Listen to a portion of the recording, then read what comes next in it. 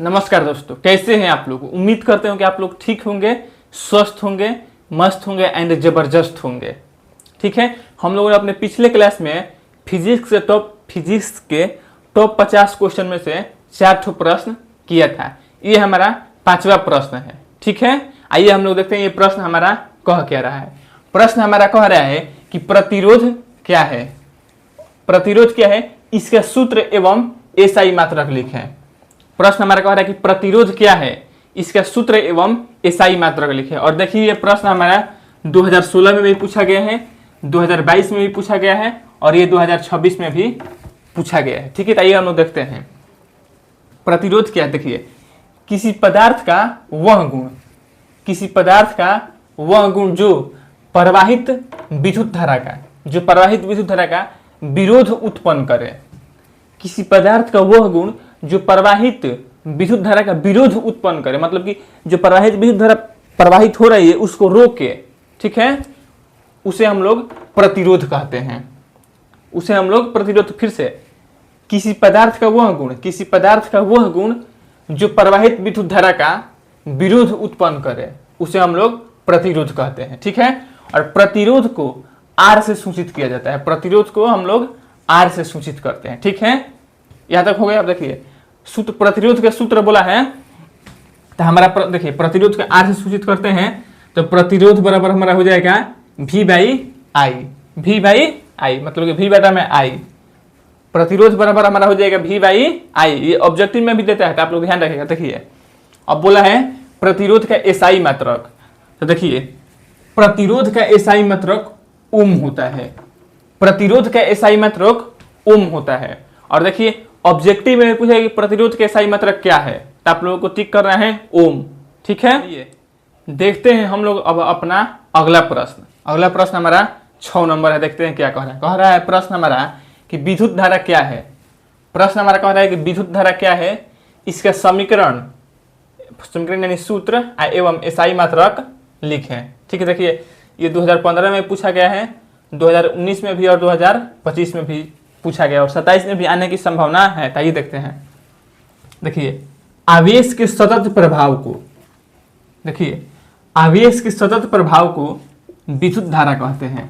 आवेश के सतत प्रभाव को हम लोग विद्युत धारा कहते हैं। ठीक है, विद्युत धारा का एसआई, देखिए विद्युत धारा को आई से सूचित किया जाता है। विद्युत धारा को आई से सूचित किया जाता है, यानी विद्युत धारा का संकेत आई है। ठीक है, फिर देखिए विद्युत धारा का एसआई मात्रक एम्पियर है और एम्पियर को हम लोग ए से सूचित करते हैं। विद्युत धारा का एसआई मात्रक एम्पियर है और एम्पियर को हम लोग ए से सूचित करते हैं। ठीक है, और देखिए विद्युत धारा को आ मीटर में मापा जाता है। आपसे एक प्रश्न ऑब्जेक्टिव में पूछेगा कि विद्युत धारा को किस में मापा जाता है, वोल्ट मीटर, आ मीटर, ऐसे ऑप्शन देगा 4 को, तो आप लोगों को टिक करना है आ मीटर में। और फिर भी प्रश्न पूछेगा विद्युत धारा का एसआई मात्रक क्या है, तो आप लोग लगाइएगा एम्पियर। ठीक है, फिर प्रश्न पूछेगा विद्युत धारा को किससे सूचित किया जाता है, तो विद्युत धारा को हम लोग आई से सूचित करते हैं। ठीक है, और देखिए विद्युत धारा का यह सूत्र है, विद्युत धारा बराबर विद्युत धारा यानी आई, विद्युत धारा का आई से सूचित किया जाता है तो विद्युत धारा बराबर Q बटा में T,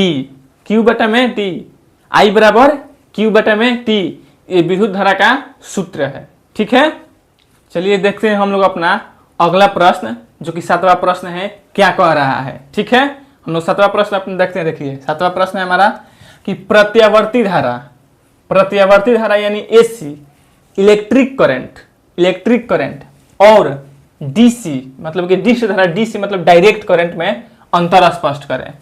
प्रत्यावर्ती धारा और डिस्ट धारा में अंतर स्पष्ट करें। प्रत्यावर्ती धारा को हम लोग एसी बोलते हैं शॉर्टकट में, इसे इलेक्ट्रिक करंट। ठीक है, इलेक्ट्रिक करंट, और डीसी को हम लोग बोलते हैं डायरेक्ट करंट।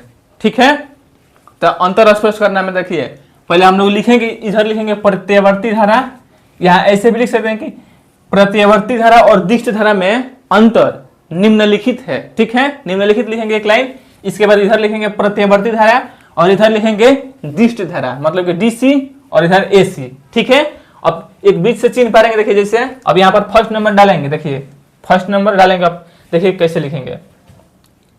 यदि समय के साथ यदि समय के साथ धारा के दिशा में परिवर्तन हो तो प्रत्यावर्ती धारा कहलाता है। देखिए फिर से, यदि समय के साथ धारा के दिशा में परिवर्तन हो तो प्रत्यावर्ती धारा कहलाता है। ठीक है, इसमें देखिए, यदि समय के साथ धारा के दिशा में परिवर्तन ना हो तो उसे दिष्ट धारा कहते हैं। दोनों मंत्र है ना, देखिए इसमें समय के साथ धारा के दिशा में परिवर्तन हो रहा है, इसमें समय के साथ धारा के दिशा में परिवर्तन हो रहा है, किंतु इसमें समय के साथ धारा के दिशा में परिवर्तन नहीं हो रहा है। ठीक है, पहला हमारा हो गया। दूसरा कह रहा है कि प्रत्यावर्ती धारा को आसानी से उत्पन्न किया जा सकता है। प्रत्यावर्ती धारा को आसानी से उत्पन्न किया जा सकता है। ठीक है, और देखिए इसमें दिष्ट धारा को आसानी से उत्पन्न नहीं किया जा सकता, मतलब कि इसे उत्पन्न करने में बहुत सारी हमें कठिनाइयों का सामना करना पड़ता है। तो डीसी को उत्पन्न करने में बहुत सारी हमें कठिनाइयां होती हैं। समझ में आ गया? अगला पॉइंट देखिए, अगला पॉइंट हमारा कह रहा है कि यह घरों में प्रवाहित होती है। प्रत्यावर्ती धारा घरों में प्रवाहित होती है। जैसे कि हमारे घर में जो लाइट आती है वो कौन सी धारा है? प्रत्यावर्ती धारा है, इलेक्ट्रिक करंट है, और शॉर्टकट में इसको बोलेंगे एसी। ठीक है, और देखिए डीसी दिष्ट धारा, यह बैटरी में संचित होती है, मतलब कि जो बैटरी में स्टोर होती है, जो बैटरी से हमें ऊर्जा मिलती है, मतलब करंट, जो बैटरी से जो हमें करंट मिलता है वो डीसी होता है। डीसी मतलब डायरेक्ट करंट, दिष्ट धारा होता है। ठीक है, और देखिए हमारा ऑब्जेक्टिव में प्रश्न भी पूछता है कि हमारे घरों में कौन सी धारा प्रवाहित होती है, तो आप लोग क्या लगाइएगा? प्रत्यावर्ती धारा हमारे घरों में प्रवाहित होती है। ठीक है, चलिए देखते हैं हम लोग अपना अगला प्रश्न 8 नंबर, जो क्या कह रहा है। ये हमारा प्रश्न देखिए 2016 में भी पूछा गया है, 2021 में भी पूछा गया, और 2025 में भी पूछा गया, और 27 में भी आने की संभावनाएं बनती है। आइए हम लोग देखते हैं। प्रश्न हमारा कह रहा है कि नाभिकीय संलयन से आप क्या समझते हैं? प्रश्न हमारा कह रहा है कि नाभिकीय संलयन से आप क्या समझते हैं? देखिए लिखेंगे कैसे, देखिए, जब दो हल्के नाभिक जुड़कर एक भारी नाभिक का निर्माण करते हैं। फिर से, जब दो हल्के नाभिक जुड़कर एक भारी नाभिक का निर्माण करते हैं, क्या करते हैं? हल्के नाभिक का निर्माण करते हैं, तो इस प्रक्रिया को हम नाभिकीय संलयन कहते हैं। इस प्रक्रिया को हम नाभिकीय संलयन कहते हैं। फिर से देखिए, जब दो हल्के नाभिक जुड़कर एक भारी नाभिक का निर्माण करते हैं, तो इस प्रक्रिया को हम नाभिकीय संलयन कहते हैं। ठीक है, अब देखिए नाभिकीय संलयन कहते हैं। देखिए, सूर्य एवं तारों की ऊर्जा का स्रोत नाभिकीय संलयन है। सूर्य एवं तारों की ऊर्जा का स्रोत क्या है? नाभिकीय संलयन है। ठीक है, और नोट में एक बात याद रखिएगा, देखिए हाइड्रोजन बम नाभिकीय संलयन पर आधारित, जैसे हाइड्रोजन बम जो बनता है वो नाभिकीय संलयन की विधि पर आधारित है, यानी इसी की विधि के द्वारा बनाया जाता है। चलिए अब हम लोग अपना अगला प्रश्न देखते हैं, जो प्रश्न हमारा है 9 नंबर प्रश्न हमारा क्या कह रहा है? प्रश्न हमारा कह रहा है कि नाभिकीय विखंडन क्या है? प्रश्न हमारा कह रहा है कि नाभिकीय विखंडन क्या है? और देखिए ये 2014 में भी पूछा गया है, 2022 में भी और 2023 में भी। आइए हम लोग देखते हैं। देखिए कैसे लिखेंगे इसको, कि नाभिकीय ऊर्जा उत्पन्न करने के लिए जो प्रक्रिया अपनाई जाती है, नाभिकीय ऊर्जा उत्पन्न करने के लिए जो प्रक्रिया अपनाई जाती है उसे हम लोग नाभिकीय विखंडन कहते हैं। फिर से सुनिएगा, नाभिकीय ऊर्जा उत्पन्न करने के लिए जो प्रक्रिया अपनाई जाती है, उसे हम लोग नाभिकीय विखंडन कहते हैं। ठीक है, देखिए नाभिकीय विखंडन कहते हैं। ठीक है, इसके बाद जो हम लोग का परमाणु बम बनाया जाता है, वे नाभिकीय विखंडन के सिद्धांत पर ही बनाया जाता है। परमाणु बम हमारा नाभिकीय विखंडन के सिद्धांत पर ही बनाया जाता है। देखिए परमाणु बम हमारा नाभिकीय विखंडन के विधि द्वारा, विखंडन के विधि द्वारा बनाया जाता है। ठीक है, बनाया जाता है। 10वां प्रश्न जो क्या कह रहा है, और देखिए ये 10वां प्रश्न 2014 में भी पूछा गया है, 2021 में भी पूछा गया और 2026 में भी पूछा गया है और 27 में भी हो सकता है कि ये आ सकता है। ठीक है, तो आइए हम लोग देखते हैं विद्युत धारा की प्रबलता की परिभाषा दे। हमारा प्रश्न पूछ रहा है कि विद्युत धारा की प्रबलता क्या परिभाषा दे, यानी विद्युत धारा की प्रबलता क्या है। ठीक है, प्रश्न हमारा क्या कर रहा है कि विद्युत धारा की प्रबलता की परिभाषा दें। ठीक है, तो आइए हम लोग लिखेंगे कैसे। किसी चालक के किसी